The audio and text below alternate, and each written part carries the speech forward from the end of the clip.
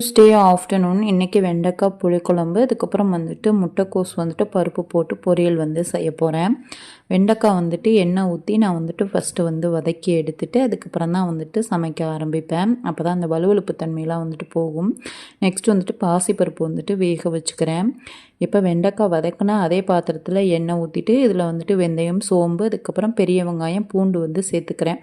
புளிக்குழம்புக்கு எப்போதுமே சின்ன வெங்காயம் சேர்த்துக்கணும். என்கிட்ட சின்ன வெங்காயம் இல்லை, அதனால் பெரிய வெங்காயம் சேர்த்துட்டு அதுக்கப்புறம் பச்சை மிளகா, கருவேப்பிலை, கொஞ்சம் உப்பு சேர்த்து இதை வந்துட்டு வதக்கிட்டு நெக்ஸ்ட்டு தக்காளி வந்து சேர்த்து இதை வந்துட்டு வதக்கிக்கிறேன். அதுக்கப்புறம் பார்த்தீங்க அப்படின்னா வதக்கின வெண்டைக்காயை வந்து இதில் வந்து சேர்த்துட்டு மஞ்சத்தூள், மிளகாய்த்தூள், மல்லித்தூள் இதுதான் நான் வந்துட்டு சேர்த்துருக்கேன்.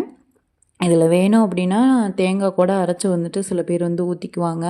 நான் தேங்காய்லாம் வந்துட்டு அரைச்சி ஊற்ற மாட்டேன். மசாலா போட்டு நல்லா வதங்கினதுக்கப்புறம் இதில் புளி தண்ணி வந்துட்டு ஊற்றிட்டு அதுக்கப்புறம் குழம்பு திக்காகி எண்ணெய் பிரிஞ்சு வந்ததுக்கப்புறம் நம்ம வந்துட்டு அடுப்பு ஆஃப் பண்ணிவிட்டு இறக்க வேண்டியதான். சில டைம்ஸ் பூண்டு வந்து இடித்து போடுவேன், சில டைம்ஸ் இந்த முழுசாகவே வந்து போட்டு வதக்கிடுவேன்.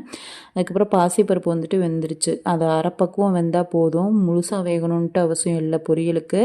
அதே மாதிரி முட்டைக்கோசு ஒரு கொதி வந்ததுக்கப்புறம் அதையுமே வந்துட்டு இறக்கி ஃபில்ட்ரு பண்ணி வச்சுட்டு நெக்ஸ்ட்டு கடாய் வச்சுட்டு எண்ணெய் ஊற்றிட்டு இதில் வந்து பார்த்திங்க அப்படின்னா அப்பளம் வந்து பொரித்து நான் வந்து எடுத்துக்கிறேன் சைடிஷ்க்கு. நெக்ஸ்ட் வந்து பார்த்திங்க அப்படின்னா இப்போ வந்துட்டு கொஞ்சம் கடுகு, அதுக்கப்புறம் ஜீரகம், நெக்ஸ்ட் வந்துட்டு பெரிய வெங்காயம், பச்சை மிளகா, கருவேப்பிலை, கொஞ்சம் உப்பு சேர்த்து இதை வந்துட்டு கண்ணாடி பதம் அளவுக்கு வெங்காயம் வதங்கினா போதும். ரொம்பலாம் வெங்காயம் வதங்க தேவையில்லை. இதில் இப்போ பார்த்திங்க அப்படின்னா ஃபில்ட்ரு பண்ணி வடிகட்டி வச்சுருக்க முட்டைக்கோஸை வந்து இதில் வந்து சேர்த்துட்டு அதுக்கப்புறம் வந்துட்டு பாசிப்பருப்பும் இதில் வந்து சேர்த்துக்கிறேன். எனக்கு இன்றைக்கி தேங்காய் வந்துட்டு இல்லை, கண்டிப்பாக தேங்காய் வந்து சேர்த்துக்கோங்க, டேஸ்ட் நல்லாயிருக்கும்.